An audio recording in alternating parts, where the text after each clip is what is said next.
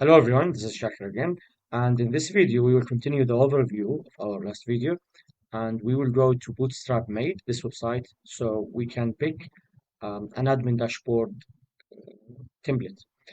For every good website, you need an admin dashboard, and in this website, I just went here to templates and I chose Bootstrap 5, and then I scrolled down to find this one, this nice template here.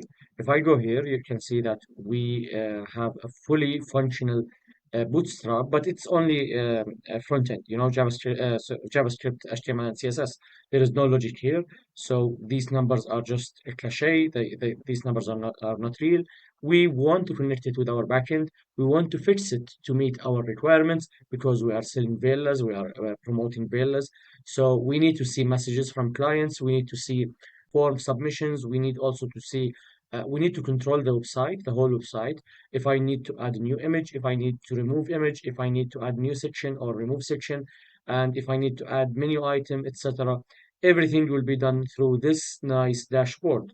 So just wanted to show you guys this nice dashboard that we are going to use in our learning process. So if you have never done this before, developed a separate admin dashboard and developed again a separate front-end user platform, this is your chance to learn it from scratch.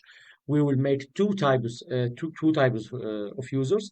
The normal user, which is the one who want to buy from the website or want to surf the website, and also the admin user. So this dashboard will be protected. Only admins with admin access will be able to access this dashboard. Let's scroll this dashboard quickly. So you have here on the left, you have the dashboard, then you have components. Here you have some components we can use. You see these components, we can just right click on them, inspect and see the code for each component so we can reuse it. These are Bootstrap components, guys, by the way. Then we have the accordion, then we have the badges.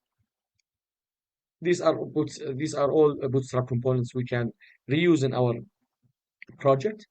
And then we have the forms. We have a different type of forms. We can use them as per our requirements. Then we have tables. All of this will be cleaned, and only the things we need will leave them in our project. Then we have tables. We have charts. Even charts, we can make them dynamic.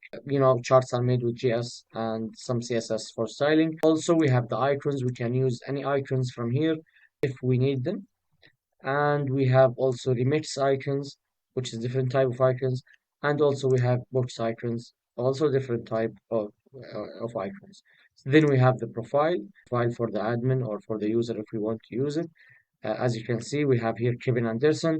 So this is his profile. This is how your admin profile will look like once we are done. And then we have the FAQ section. Then we have the contact. We have contact page, like if we want to use it, we can use it. We have register, login. This is just register and login. We can use them as a reference. Um, and finally, we have the error page 404. If we need to use this styling for the error page. Also, we have a blank page just with some example cards. So this is the dashboard we are going to use. As I said earlier, we will not be explaining any HTML or Bootstrap or CSS. You are here at Laravel course, so you're supposed to be already familiar with these terms.